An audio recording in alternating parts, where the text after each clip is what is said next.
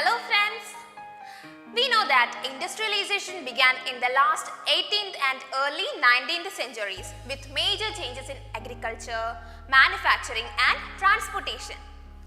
The process of industrialization continues to this day. Industrialization marked a major turning point in human social history, and this can be compared to the invention of farming.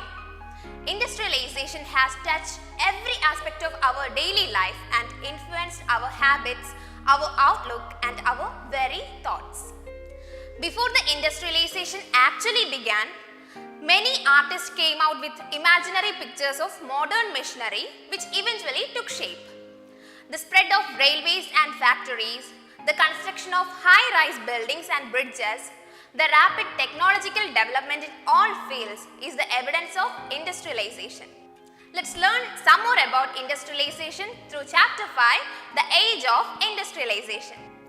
The period of industrialization before the first factories came up in Europe is termed as proto-industrialization. This period marked by merchants from towns getting products made in villages. Now let's look at the various reasons for focus of merchants on villages. There were powerful trade and craft guilds in urban areas. These associations controlled competition and prices and prevented entry of a new player in the market. Because of them, it was difficult for new merchants to set business in towns. Next topic is proto-industrialization. What is proto-industrialization? Do you have any idea? I will explain. The proto-industrial system was a network of commercial exchanges.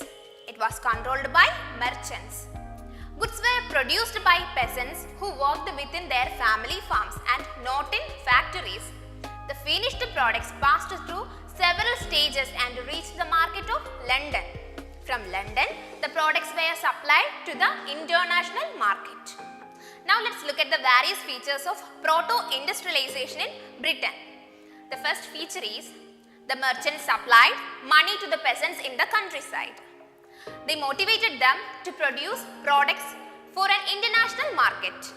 Second one is land was becoming scarce in villages. Small plots of land were not enough to meet the need of a growing population. Peasants were looking for some additional sources of income. So these are the various features of proto-industrialization. Now let's look at the coming up of factories. This is the next head, the coming up of factories. The earliest factories in England came up in the 1730s. By late 18th century, there were numerous factories dotting the landscape of England. In 1760s, Britain was importing 2.5 million pounds of raw cotton. The quantity increased to 22 million pounds by 1787. So, there was a major benefits of factories at that time. Now, let's look at the benefits of factories. The factories increased efficiency of workers. Because of new machines, a worker could produce better products in much bigger quantities. Cotton textiles were the main area in which industrialization happened. Managing and supervising the labor was much easier in factories than it was in the countryside. The pace of industrial change, this is the next head.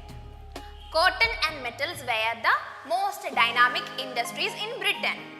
During the first phase of industrialization up to 1840s, cotton was the leading sector. The iron and steel industries grew rapidly with the expansion of railways.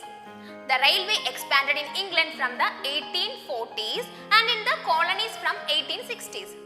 By 1873, the export of iron and steel from Britain was valued at about 77 million pounds. This was double the values of cotton export. At the end of the 19th century, less than 20% of workforce was employed in technologically advanced industrial sectors. This shows that the traditional industry could not be displaced by new industries. The cotton or metal industries could not set the changes of pace in the traditional industry.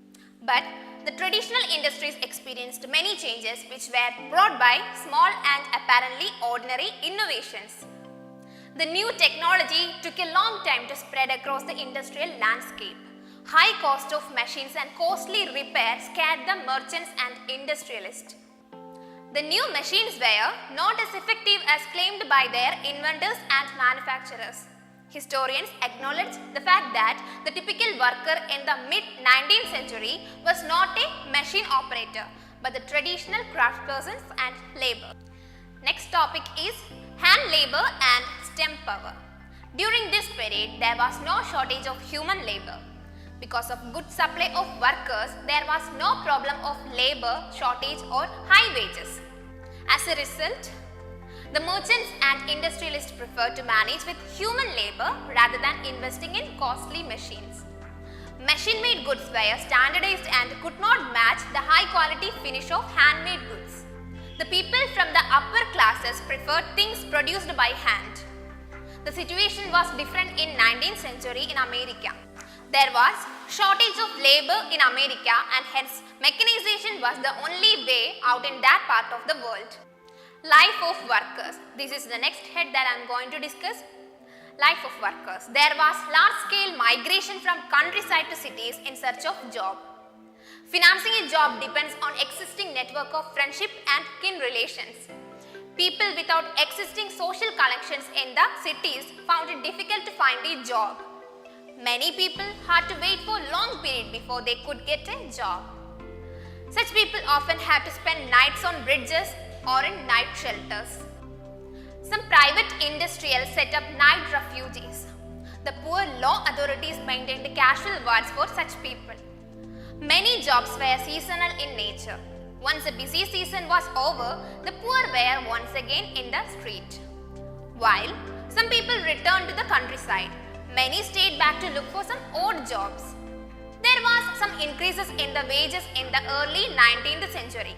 It is difficult to arrive at figures from various traders and fluctuations which happened from year to year. The period of employment was also critical in determining the quality of life of a worker. During the best of the times till the mid-19th century, about 10% of urban population was extremely poor. During the period of economic slump, the unemployment increased anything between 35% and 75%. Workers often turned hostile to new technology because of fear of unemployment. For example, when spinning jenny was introduced, women began to attack the new machines because they survived on hand spinning. After the 1840s, construction activity increased in the cities. This opened greater employment opportunities. The number of workers in the transport industries doubled in the 1840s and doubled again in the subsequent 30 years. Okay dear students, this is the first part of the chapter, the age of industrialization. This chapter will continue on the second part. So meet you in the second part of this chapter. So till then, goodbye.